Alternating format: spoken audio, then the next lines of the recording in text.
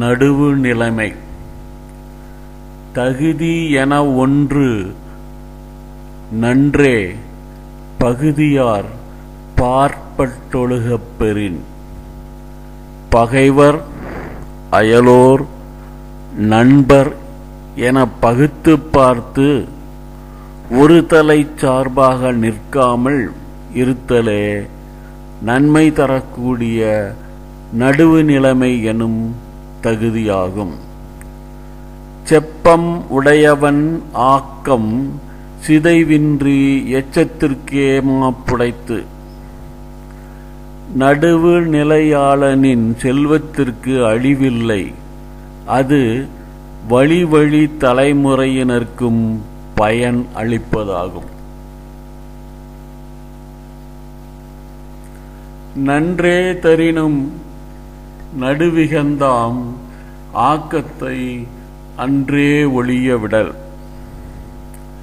நடுவு நிலை தவறுவதால் ஏற்படக்கூடிய பயன் நன்மையையே தரக்கூடியதாக இருந்தாலும் அந்த பயனை கைவிட்டு நடுவு நிலையைத்தான் கடைபிடிக்க வேண்டும்.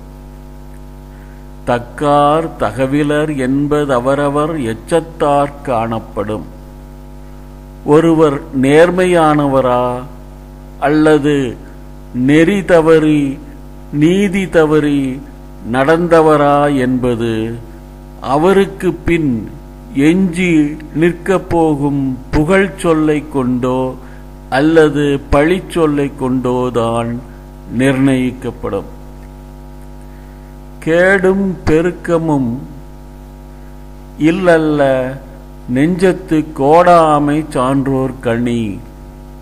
ஒருவர்க்கு வாழ்வும் தாழ்வும் உலக இயற்கை. அந்த இரு நிலையிலும் நடுவு நிலையாக இருந்து உறுதி காட்டுவதே பெரியோர்க்கு அழகாகும். கெடுவல் யான் என்பதறிக தன் நெஞ்சம் நடுவொரி அல்ல செயின். நடுவு நிலைமை தவறி செயல்படலாம் என்று ஒரு நினைப்பு ஒருவனுக்கு வந்துவிடுமானால் அவன் கெட்டொழியப் போகிறான் என்று அவனுக்கே தெரிய வேண்டும்.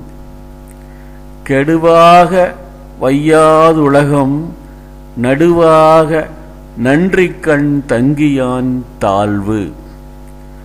நடுவு நிலைமை தவறாமல் அறவழியில் வாழ்கிற ஒருவருக்கு அதன் காரணமாக செல்வம் குவியாமல் வறுமை நிலை ஏற்படுமேயானால் அவரை உலகம் போற்றுமே தவிர தாழ்வாக கருதாது.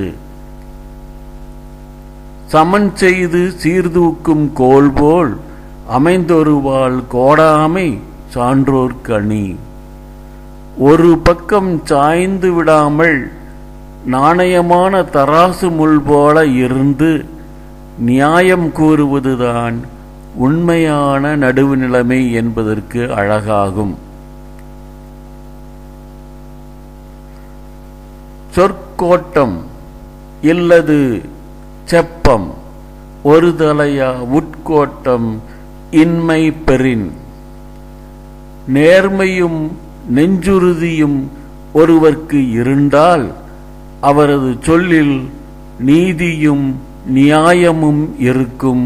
அதற்கு பெயர்தான் நடுவு நிலைமை. வாணிகம் செய்வோர்க்கு வாணிகம் பேணி பிறவும் தமபோல் செய்யின்.